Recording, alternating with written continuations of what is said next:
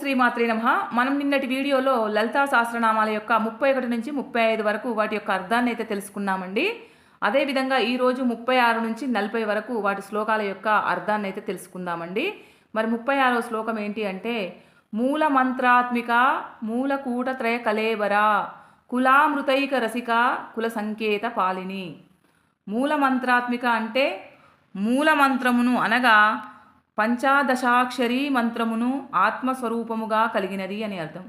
మూలకూటత్రయ కలేవర మూలమంత్రమైన పంచదశాక్షరీ మంత్రము యొక్క 3 భాగాలను తన సూక్ష్మ శరీరంగా కలిగినది అని అర్థం. కులామృతైక రసిక ముఖ్యంగా కుల అని పిలిచే మకరందాన్ని ఇష్టపడేది అని అర్థము. లేదా తామర పువ్వు నుండి ప్రవహించే అమృతాన్ని సేవించడంలో ఆనందాన్ని పొందేది అని అర్థము.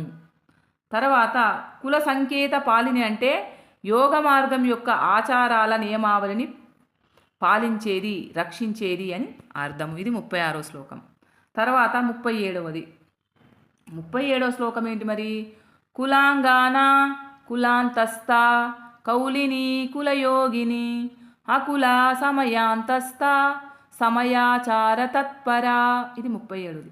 కులాంగాన అంటే అనేక కులాలకు జాతులకు చెందిన స్త్రీలలో ప్రకృతి రూపములో ఉండేది. కులాంతస్థ అంటే మూలాధార చక్రములో కుండలిని ఆకారములో యావారాలు అంటాం కదా, అక్షరములచే ధ్యానింపబడుతున్నది అని అర్థం. కౌలిని అంటే కులదేవతల రూపంలో ఆరాధించబడుతున్నది అని అర్థం. కులయోగిని కుండలిని యోగదేవత స్వరూపిణి అయినది అని అర్థం. కుండలి యోగదేవతా స్వరూపము అని అర్థం. అకుల కులాలకు అతీతగా ఉండే జ్ఞానస్వరూపిణి అని అర్థం. సమయాంతస్థ అంటే సమయాచారులు ఆరాధించే శ్రీచక్రము లోపల ఉండే కుండలిని దేవత అని అర్థము. సమయాచార తత్పర మంత్రానికి మంత్రదేవతకి ఏకత్వ సిద్ధి ఉండే ఒక అర్చన అని అర్థం. ఇది 37వ శ్లోకం. 38వ శ్లోకం. మూలాధారైక నిలయ బ్రహ్మగ్రంథి విభేదిని మణిపురాంతరుదిత విష్ణుగ్రంథి విభేదిని. ఇది 38వ శ్లోకం. మూలాధారైక నిలయ అంటే మూలాధార చక్రమే ముఖ్యమైన నివాసముగా కలిగినది.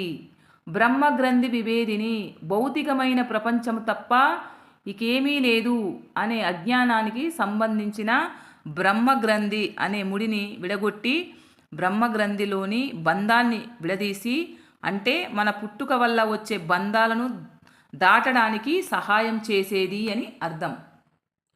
మణిపురాంతరుదిత మణిపూరక చక్రంలో సర్వాలంకారాలతో ప్రకాశిస్తున్న తల్లి అని అర్థము. విష్ణుగ్రంథి విభేదిని అంటే విష్ణుగ్రంథి యొక్క బంధాలను విచ్ఛిన్నం చేసేది, అంటే మన స్థానానికి సంబంధించిన బంధాలను దాటడానికి సహాయం చేసేది అని అర్థం. ఇది 38వ శ్లోకం. తర్వాత 39వ శ్లోకం. ఆజ్ఞాచక్రాంతరాలస్థ రుద్రగ్రంథి విభేదిని సహస్రరాంబుజారూఢ సుధాసారాభివర్షిణి. ఆజ్ఞాచక్రాంతరాలస్థ అంటే ఆజ్ఞచక్రం యొక్క మధ్యలో ఉండునది.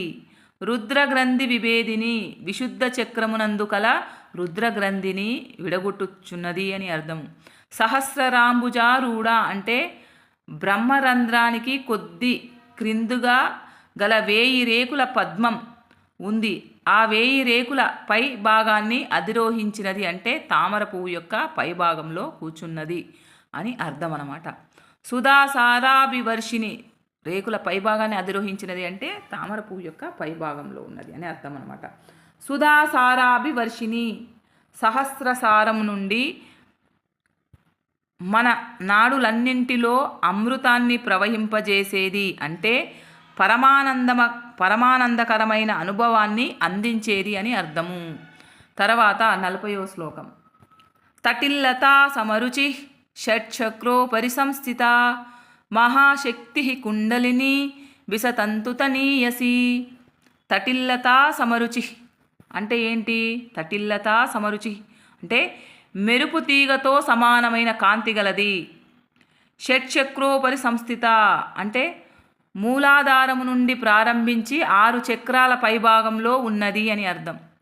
మహాశక్తి అంటే మహా ఆసక్తి గలది అని అంటే భక్తుల పూజలను ఇష్టపడేది అని అర్థం.